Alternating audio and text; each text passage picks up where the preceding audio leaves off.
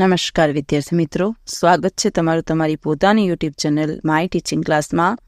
આજે આપણે ભણીશું ધોરણ 5 વિષય ઇંગ્લિશ કલા સ્વાધ્યાય પોથીમાં યુનિટ 5 અ બ્યુટીફુલ બોન્ડ. જો વિદ્યાર્થી મિત્રો, આ યુનિટ છેલ્લો યુનિટ છે, તમારે સ્વાધ્યાય પોથીમાં પૂરવાનું છે. આપણે પહેલો પ્રશ્ન ચાલુ કરીશું. શું છે? કવિતા વાંચીને પ્રશ્નોના ઉત્તર લખો. જો વિદ્યાર્થી મિત્રો, for grass and flowers and growing trees, for birds and butterflies and bees, for our fathers and our mothers, for our sisters and our brothers, we thank you, God. For home and all the love that's there, for food we eat and clothes we wear, for books to read and songs to sing, for playmates and for everything we thank you, God. ચલો હવે પ્રશ્નનો જવાબ આપણે લખવાના છે. પ્રશ્ન number 1 છે, કૌંસમાંથી યોગ્ય શબ્દ પસંદ કરીને આપેલા શબ્દોના ઉત્તર લખો. અર્થ લખવાના છે. પ્લેમેટ એટલે મિત્ર, પછી છે ક્લોથિસ તો કે કપડા, હોમ તો કે ઘર, ગોડ તો કે ઈશ્વર, ને ફૂડ તો કે ખોરાક. જો વિદ્યાર્થી મિત્રો તમે લખી શકો છો.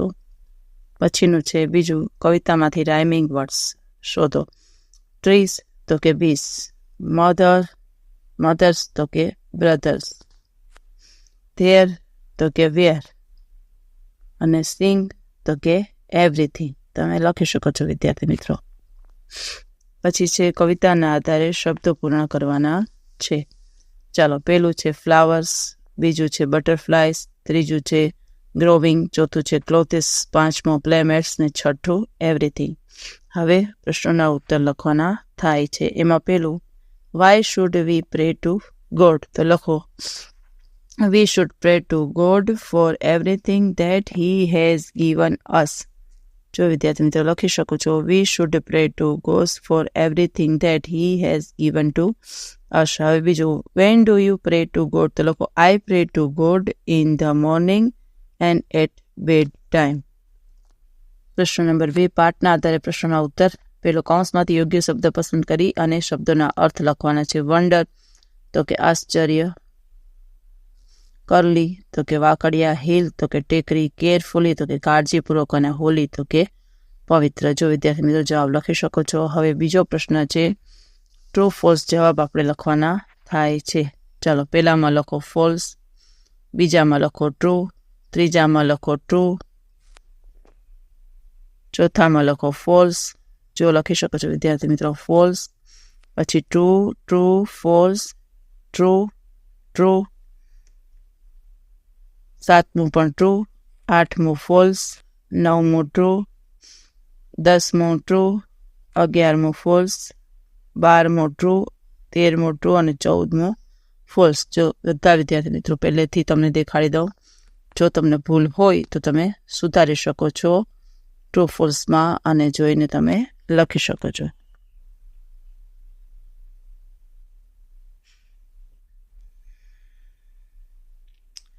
જો આવી રીતે ટ્રુ ફોલ્સના જવાબ આપેલા છે. હવે બી પ્રશ્ન છે, ત્રીજો પ્રશ્ન છે, નીચેના પ્રશ્નોના ઉત્તર લખો. એમાં પહેલું, why did the path look lovely? તો લખો, the path looked lovely because it went through the trees of pine and fire. Where was the people going? તો લખો, the people were going to a holy place on the hill. ત્રીજું, how old was Meena? તો લખો, Meena was 12 years old. ચોથું, what was Meena doing? તો લખો, Meena was climbing the hill with other people. લખો પાંચમું, વોઝ મીના અલોન? તો લખો, no, Meena was not alone. છઠ્ઠું, why was Meena carrying her brother on her back? તો લખો, Meena was carrying her brother on her back because he was not able to climb. સાતમું, how old was Meena's brother? તો લખો, Meena's brother was 4 years old. આઠમું, describe the Meena's brother? તો લખો, Meena's brother had curly hair, black eyes, and his face was shining in the sun. નવમું, how did Meena climb up the hill? તો લખો, Meena climbed up the hill slowly and steadily. 10મું, who was happy? તો લખો, Meena and her brother were happy. 11મું, why did a man feel sorry for Meena? તો લખો, a man felt sorry for Meena because she was carrying a small baby on her back. 12મું, what did the man ask Meena? તો લખો, the man asked Meena, why are you carrying a boy on your back, don't you feel his load? 13. How did Meena look at the man? તો લખો Meena looked at the man in wonder. 14. What did Meena reply to the man? તો લખો Meena replied to the man, he is not Lord, he is my brother. પછી લખો Did Meena feel that the boy was a lord? Why? તો લખો No, Meena did not feel that the boy was a lord because he was her brother. ચાલો વિદ્યાર્થી મિત્રો, ત્રીજો પ્રશ્ન છે, વાર્તા વાંચીને પ્રશ્નોના આપણે ઉત્તર લખવાના છે. વાર્તા ધ્યાનથી વાંચી જાઓ. જો આખી વાર્તા આપેલી છે, તમારે ધ્યાનથી વાંચી જવાની છે.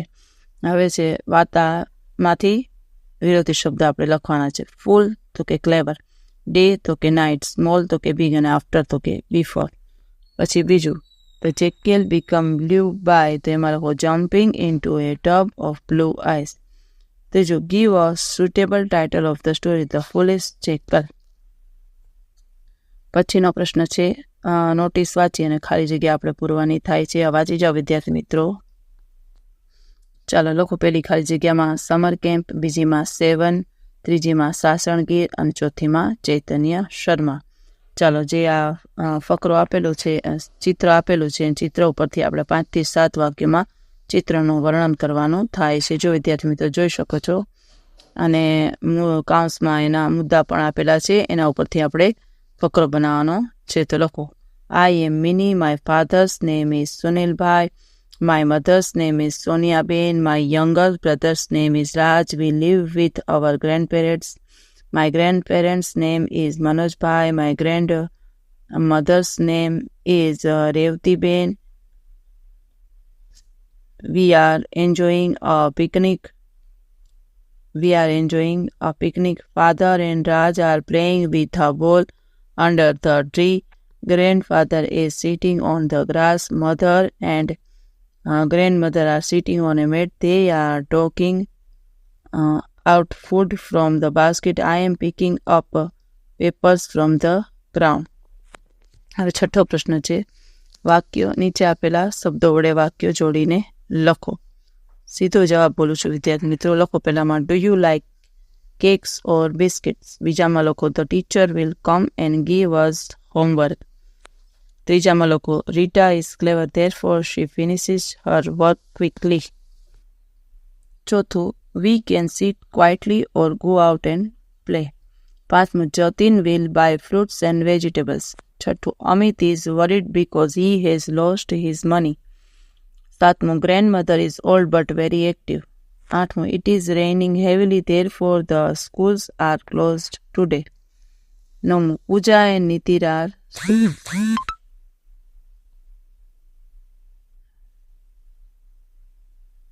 દસમું the teacher is angry because we were shouting in the class. 11મું father is busy but he will help me with my project. 12મું tomorrow is our Independence Day, therefore we are decorating the school. અને 13મું we are playing because it is a holiday today. 14મું he worked hard but he did not pass. હવે 7મું ખાલી જગ્યા પૂરો. ચાલો and પછી so or but because and therefore so અને or. 10મી ખાલી જગ્યામાં લખો therefore, 11મીમાં because, 12મીમાં but, 13મીમાં therefore, 14મીમાં and. હવે 8મો પ્રશ્ન છે, માય ફેમિલી ઉપર 5 થી 7 વાક્યો લખો. My name is Nisha. There are 6 members in my family. My father's name is Girish Bhai. He works in bank. My mother's name is Geeta Ben. She is a teacher. I have a younger brother. His name is Raj. He is 10 years old. We live with our grandparents. My grandfather's name is Manubhai. My grandmother's name is Shanta Ben. My grandparents love us all a lot. When our parents are not at home, our grandparents look after us. We all have breakfast and dinner together. In the evening, we sit together and watch TV on holidays. ચાલો હવે 9મો પ્રશ્ન છે, my brother અથવા my sister ઉપર 5 થી 7 વાક્યો તમારે લખવાના છે. તો આપણે માય સિસ્ટર ઉપર લખીશું. લખો my sister's name is Siya. She is 8 years old. She is a very cute girl. She has a lovely brown eyes. Her hair is long and curly. She has chubby cheeks.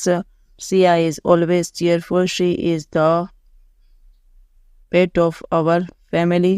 Sia likes to read books. She enjoys drawing and coloring pictures.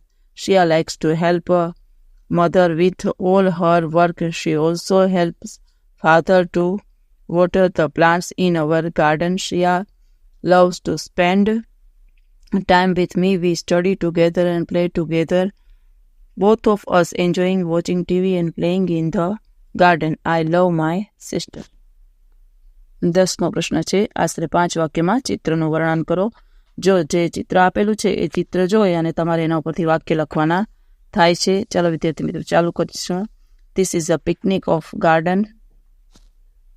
This is a picture of garden. There is a big apple tree in the garden. There are many big red and ripe apples on the trees. There is a beehive on the trees. Honeybees are flying around the beehive. There are tiny black ants going up the trees.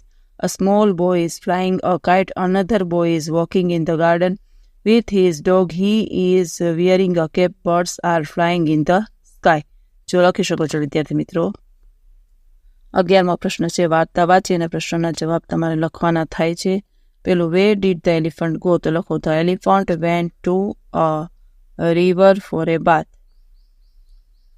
બીજું લખો what did it to do at the fruit shop? તો લખો at the fruit shop it put its trunk out for the ripe bananas on the shelf. ત્રીજું what did the shopkeeper do? તો લખો the shopkeeper hit the elephant with a big stick.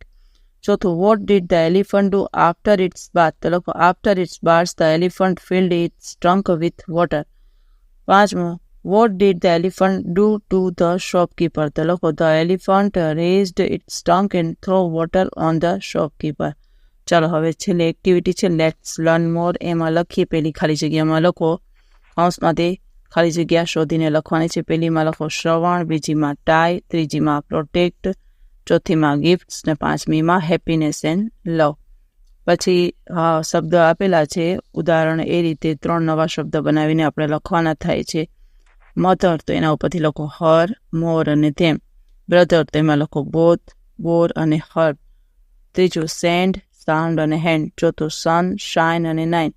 5મું understand અને and. હવે કૌંસમાંથી યોગ્ય શબ્દ પસંદ કરીને એના અર્થ આપણે લખવાના થાય છે. પહેલામાં લખો હોલી, બીજામાં સ્લોલી, પછી લોડ, પછી અન્ડરસ્ટેન્ડ ને પછી ક્લાઇમ્બ. ચાલો વિદ્યાર્થી મિત્રો આજના વિડીયો લેક્ચરમાં આટલું જ. જો તમને આ વિડીયો ગમ્યો તો લાઇક કરશો, તમારા મિત્રો સાથે શેર કરશો અને મારી ચેનલને સબસ્ક્રાઈબ પણ કરશો. આવજો.